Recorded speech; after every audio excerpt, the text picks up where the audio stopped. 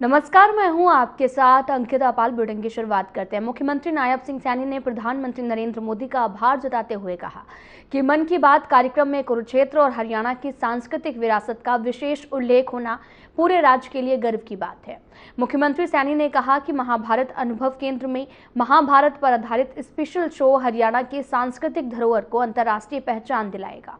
उन्होंने कहा कि कुरुक्षेत्र की गीता जयंती के माध्यम से गीता का संदेश विश्व स्तर पर पहुंचना हरियाणा के गौरव को और बढ़ाता है। मुख्यमंत्री ने कहा कि प्रधानमंत्री नरेंद्र मोदी के नेतृत्व और मार्गदर्शन में हरियाणा सरकार सांस्कृतिक विरासत को वैश्विक पहचान दिलाने के लिए निरंतर काम करती रहेगी।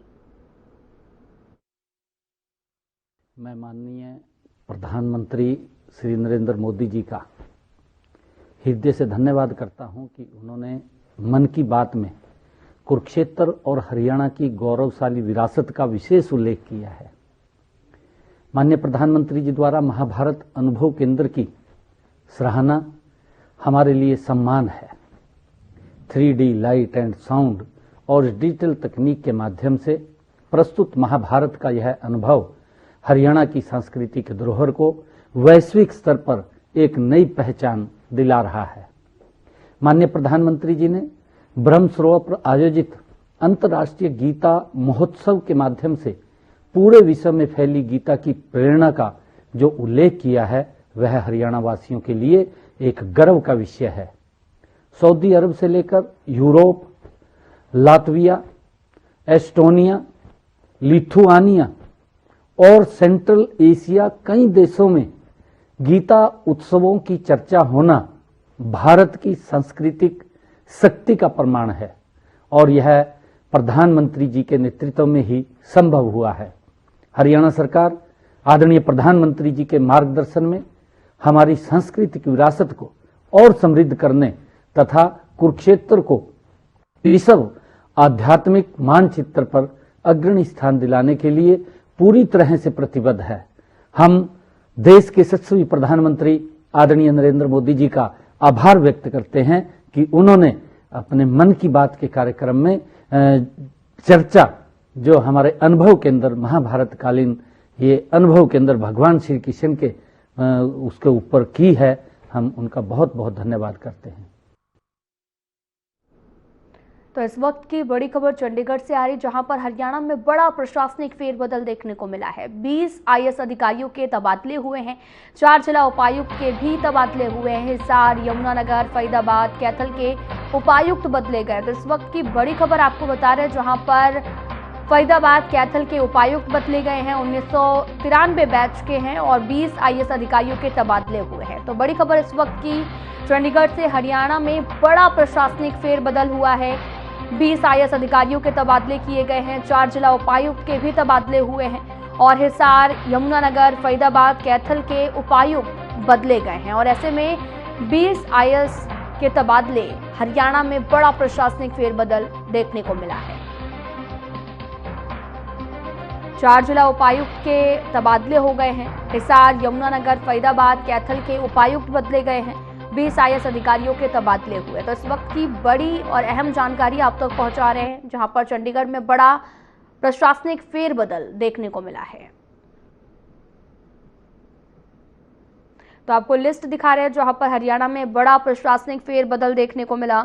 इस दौरान 4 उपायुक्त के बदले गए हैं और 20 IAS अधिकारियों के भी तबादले किए गए हैं। 4 जिला उपायुक्त के तबादले की लिस्ट आपको दिखा रहे हैं, जहां पर बहुत बड़ा फेरबदल जो है वो देखने को मिल रहा। तो इस वक्त की बड़ी खबर आपको बता रहे हैं चंडीगढ़ से, जहां पर फेरबदल हुआ है। आत्मनिर्भर भारत अभियान को लेकर बीजेपी की अहम बैठकें पंचकुला स्थित पार्टी कार्यालय पंचकबल में आयोजित की गई हैं। हरियाणा के मुख्यमंत्री नायब सिंह सैनी, प्रदेश अध्यक्ष मोहनलाल बड़ोली और राष्ट्रीय सचिव अलका गुर्जर और साथ ही संगठन मंत्री फणींद्रनाथ शर्मा सेमिनार में मौजूद रहे। सेमिनार में महिलाओं के सेल्फ हेल्प ग्रुप और बीजेपी महिला मोर्चा के साथ आत्मनिर्भर भारत, आत्मनिर्भर हरियाणा पर विस्तृत चर्चा हुई। सीएम सैनी ने स्वदेशी को अपनाने और आत्मनिर्भर भारत अभियान को घर घर पहुंचाने की अपील की। इस मौके पर मोहनलाल बड़ोली ने कहा कि हर घर घर स्वदेशी अभियान तेजी से चल रहा है। देश की आर्थिक प्रगति में आत्मनिर्भर भारत की अहम भूमिका है। साथ ही उन्होंने कांग्रेस पर निशाना साधते हुए कहा कि कांग्रेस के दौर में वोट नहीं, सरकारें चोरी होती थी।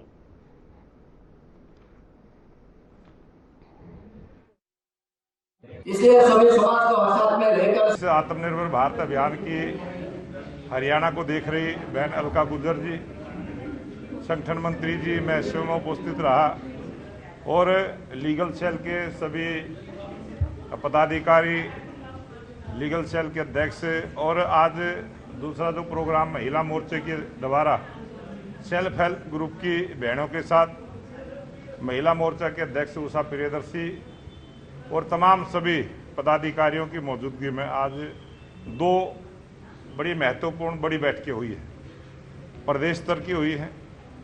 और भारतीय जनता पार्टी का ये लगातार जो अभियान चला है और सभी वर्गों के अंदर जाना और सभी वर्गों के अंदर आत्मनिर्भर भारत कैसे बने और क्या हमारी भूमिका रह सकती है। भारतीय जनता पार्टी का ये लगातार जो अभियान चला है और सभी वर्गों के अंदर जाना और सभी वर्गों के अंदर आत्मनिर्भर भारत कैसे बने और क्या हमारी भूमिका रह सकती है।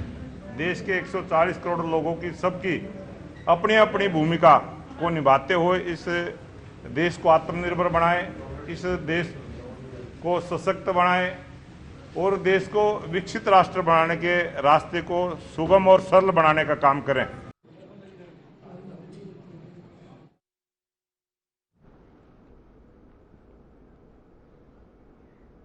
रेवाड़ी में अंतर्राष्ट्रीय गीता जयंती महोत्सव के दूसरे दिन भव्य शोभा यात्रा का आयोजन किया गया, जिसे बावल विधायक डॉक्टर कृष्ण कुमार ने हरी झंडी दिखाकर रवाना किया है। इस मौके पर उन्होंने बाल भवन गीतापुरम में लगी प्रदर्शनी का अवलोकन किया और महोत्सव में रेड क्रॉस द्वारा ब्लड बैंक का आयोजन भी किया गया और साथ ही कार्यक्रम में अतिरिक्त उपायुक्त रेवाड़ी, एसडीएम, डीपीआरओ और अन्य अधिकारी भी मौके पर मौजूद रहे हैं।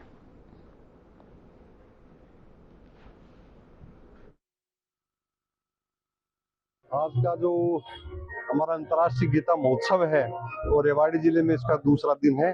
तो आज ये शोभा यात्रा निकाली, इसमें मैं संदेश देना चाहूंगा कि जो भगवान श्री कृष्ण ने अर्जुन को उपदेश दिया था उसमें ये था कि हमें हर परिस्थिति में मतलब अपने कर्म करते रहना चाहिए और सत्य के मार्ग और धर्म के मार्ग पर चलें।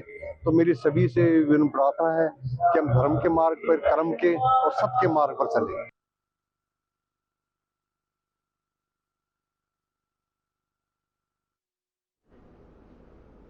फरीदाबाद पुलिस ने 27 साल के हिमांशु भाटिया की हत्या का खुलासा किया है।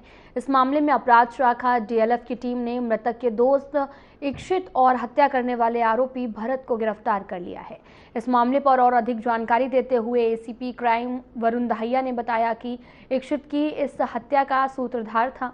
मृतक हिमांशु के साथ उसका पुराना विवाद था। हिमांशु उसके परिवार को भी परेशान करता था और आरोपी इक्षित ने भरत के साथ मिलकर हिमांशु को मारने की योजना बनाई।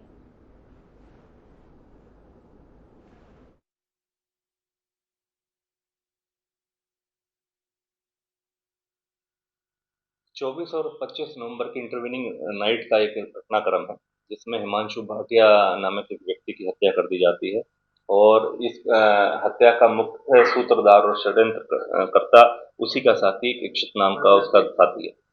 इक्षित ने अपने कुछ पारिवारिक रंजिश के चलते हुए ये घटनाक्रम को अंजाम दिया है।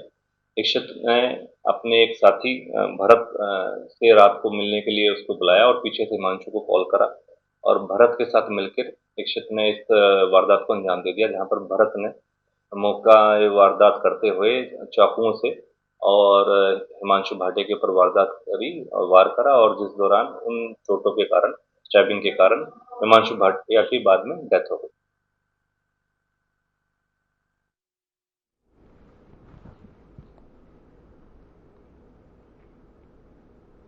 रेवाड़ी पुलिस, आपको बताते चलें कि रेवाड़ी पुलिस ने गांव दहलावास गुलाबपुरा में डीजे पर मामूली विवाद के चलते 25 साल के संजीव की हत्या के मामले में 2 मुख्य आरोपियों को गिरफ्तार कर लिया है। आरोपियों में दहलावास निवासी पुष्पेंद्र उर्फ पीयूष और बोड़िया कमालपुर निवासी गौरव उर्फ कैली शामिल है। साथ ही पुलिस के मुताबिक 28 नवंबर की रात संजीव ने गाने को लेकर झगड़ा रहे आरोपी का बीच बचाव किया है, जिसके बाद उन्हें बाइक से मंदिर के पास ले जाकर लोहे के हथियार से हमला कर बुरी तरीके से घायल कर दिया है। संजीव को अस्पताल में भर्ती कराया गया, लेकिन उपचार के दौरान उसने दम तोड़ दिया। पुलिस ने हत्या सहित कई धाराओं में केस दर्ज कर आरोपियों को गिरफ्तार किया है। पुलिस ने उन्हें 3 दिन के रिमांड पर लिया और मामले की जांच भी शुरू कर दी है।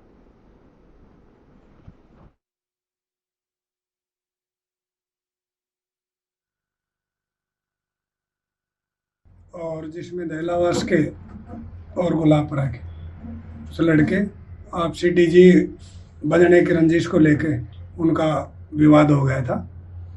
विवाद में पुलिस को इन्फॉर्मेशन मिली तो ईआरवी मौके पर पहुंची थी और ईआरवी मौके पर पहुंचने के बाद परिजनों से संपर्क हुआ। उन्होंने कहा कि बच्चे को ज़्यादा चोट है, आप जल्दी हॉस्पिटल लेकर जाएं। परिजनों ने लड़के को अपना सरकारी हॉस्पिटल रेवाड़ी दाखिल करवाया, जहां उसकी गंभीर हालत को देखते हुए हायर सेंटर को रेफर कर दिया गया।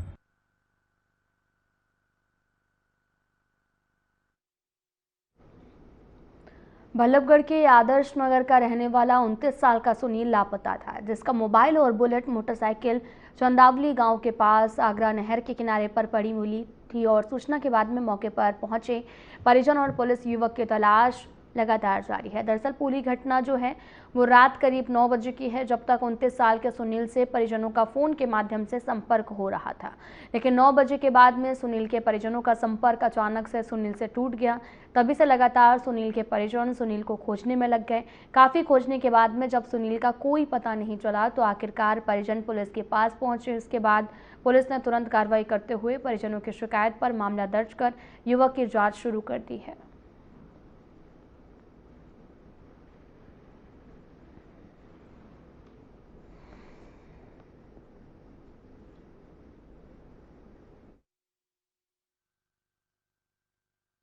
देखो जी, इसके जैसे हमने सुना, हम तो जला के रहते हैं, ये बल्लभगढ़ में रहते हैं।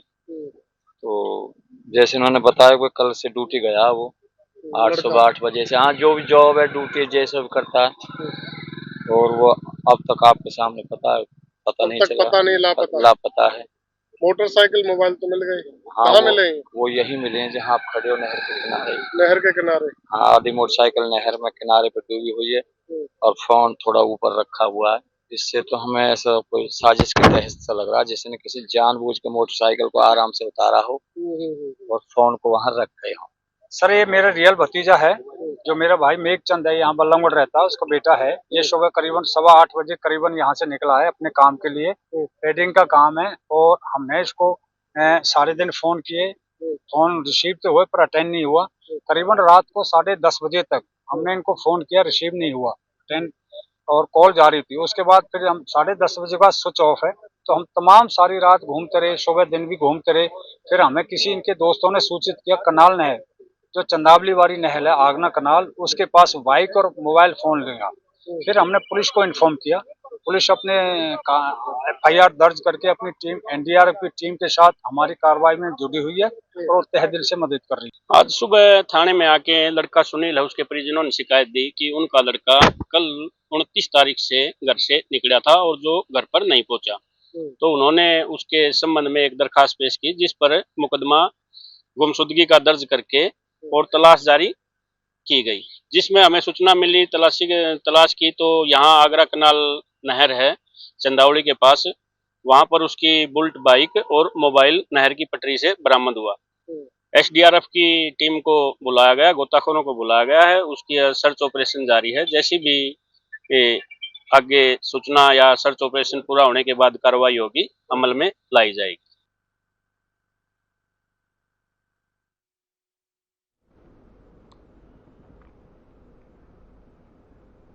नारनौल के ITBP जवान अमर सिंह का शनिवार को हार्ट अटैक से निधन हो गया है। वे अमृतसर में जीडी कांस्टेबल के पद पर तैनात थे और 1997 से आईटीबीपी में सेवा दे रहे थे। हार्ट अटैक के बाद में उन्हें अमृतसर से नोएडा रेफरल अस्पताल लाया गया, जहां डॉक्टर ने उन्हें मृत घोषित कर दिया है। शाम को उनके पार्थिव शरीर को पैतृक गांव मरोली लाया गया, लेकिन रात होने के कारण अंतिम संस्कार रविवार सुबह स्वर्ग आश्रम में किया गया। साथ ही आईटीबीपी की टुकड़ी ने उन्हें अंतिम सलामी दी। आसपास के गांवों से सैकड़ों लोग अंतिम संस्कार में पहुंचे। अमर सिंह अपने पीछे माता पिता, 2 पुत्र हेमंत और मनीष, एक पुत्री मनीष सहित भरा पूरा परिवार छोड़कर गए हैं। अंतिम संस्कार उनके दोनों पुत्रों को भतीजों अजय और नवीन ने किया है। कार्यक्रम में स्थानीय जनप्रतिनिधि और पुलिस प्रशासन के अधिकारी भी मौके पर उपस्थित रहे।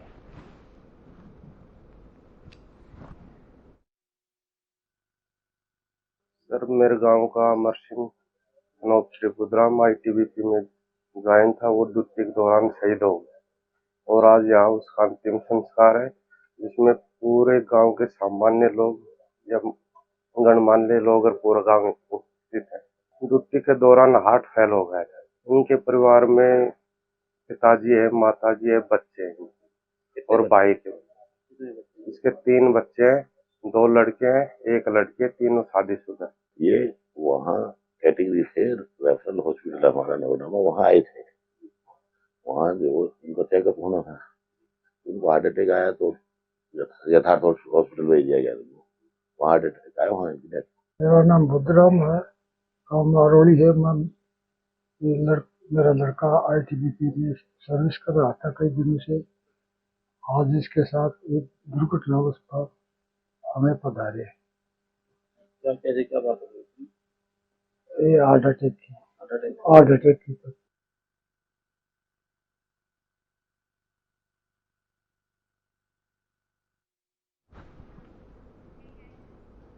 खबर पलवल के गांव घुकेरा से सामने आ रही, जहां पर एक विवाह समारोह के दौरान खड़ी स्कॉर्पियो गाड़ी का शीशा तोड़ 2 और लाख रुपए की नकदी और लाखों रुपए के जेवरात चुराने की वारदात को अंजाम दिया गया। इस मामले के बाद में पूरे इलाके में अफरा तफरी का माहौल बन गया, जिसके बाद में इसकी सूचना पुलिस को मिली है। पीड़ित ने अपनी शिकायत पुलिस को देकर कार्रवाई की भी मांग की है। और आपको यह भी बताते चलें कि हसनपुर के रहने वाले विक्रम सिंह ने अपनी शिकायत में पुलिस को बताया कि वह अपने भांजे का भात भरने गांव घुकेरा गया था और साथ ही वह अपनी स्कॉर्पियो गाड़ी में सवार होकर आए थे। गाड़ी में दुल्हन के लिए जेवरात और 2 लाख रुपए रखे हुए थे। पीड़ित सामान को गाड़ी में सुरक्षित छोड़ विवाह समारोह में अंदर चला गया। करीब आधे घंटे बाद में पीड़ित विक्रम के पास भांजे का फोन आया कि आपकी गाड़ी की पिछली खिड़की का पिछला शीशा टूटा हुआ है। पीड़ित जैसे ही मौके पर पहुंचा तो देखा कि उसकी अज्ञात व्यक्ति ने उनकी गाड़ी से पिछली खिड़की का शीशा तोड़कर जेवर और नकदी चुरा ली है।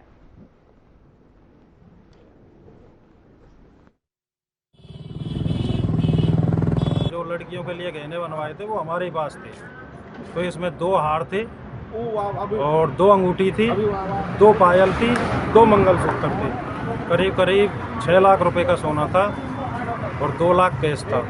तो मेरे हाथ में बैग था। हमारी गाड़ी खड़ी थी जिस वाटका में, वहाँ पे शादी थी। वाटका नहीं है, वैसे एक मतलब हॉल सा ही है जी। हाँ, लोकली वो घेर जैसा था जी। तो बाहर हमने ऐसे गेट पे गाड़ी खड़ी कर दी, अपनी गाड़ी खड़ी थी तो उसमें थैला रख दिया मैंने अपना। तो थैला रख के हम करीब 15 मिनट के लिए अंदर चले गए थे जाने के लिए, भरोसा लेने के लिए। तो 15 मिनट हम अंदर थे तो ये हमारा भांजा ये वहाँ से निकल के जा रहा था। इसने देखा कि ये गाड़ी किसकी है। इसने देखा तो ये तो मामा की गाड़ी है। तो इसने देखा तो उसका शीशा टूटा पड़ा था सर। इन्होंने बाहर से ही हमारे पास कॉल की, बोला आपकी गाड़ी का शीशा टूटा पड़ा है। तो हम तुरंत ही वहाँ से भाग के बाहर आए तो हमने देखा हमारी गाड़ी का शीशा टूटा था और जो हमारा बैग था उसमें 2 लाख कैश था और करीब 6 लाख रुपए के गहने थे जो मैंने बताया, ये आइटम थे। तो उसमें से सब कुछ गायब था। जो लड़कियों के लिए गहने बनवाए थे वो हमारे पास थे। तो इसमें 2 हार थे और 2 अंगूठी थी, 2 पायल थी, 2 मंगलसूत्र थे। करीब 6 लाख रुपए का सोना था और 2 लाख कैश था। तो मेरे हाथ में बैग था। हमारी गाड़ी खड़ी थी जिस वाटका में, वहाँ पे शादी थी। वाटका नहीं है, वैसे एक मतलब हॉल सा ही है जी। हाँ, लोकली वो घेर जैसा था जी। तो बाहर हमने ऐसे गेट पे गाड़ी खड़ी कर दी, अपनी गाड़ी खड़ी थी तो उसमें थैला रख दिया मैंने अपना। तो थैला रख के हम करीब 15 मिनट के लिए अंदर चले गए थे जाने के लिए, भरोसा लेने के लिए।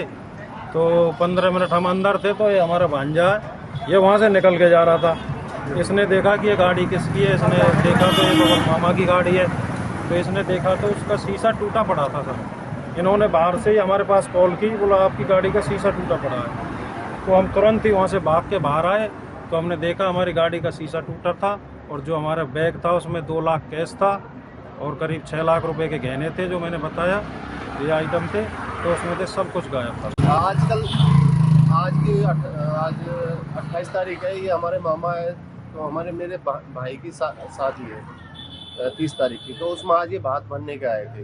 इनकी गाड़ी में कुछ सोना जो कि 6 लाख का था, 2 लाख रुपए कैश वो रखा हुआ था। मैं अपने बाहर आया तो इनकी गाड़ी का शीशा टूटा हुआ। मैंने इनके पास कॉल की, ये तुरंत ही निकल के आए।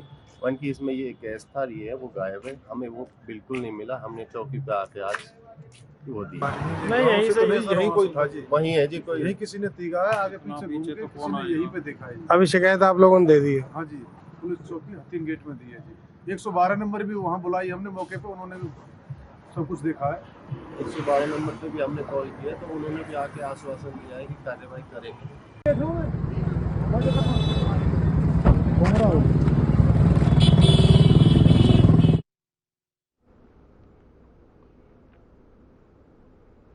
फिलहाल बुलेटिन में इतना ही। नमस्कार।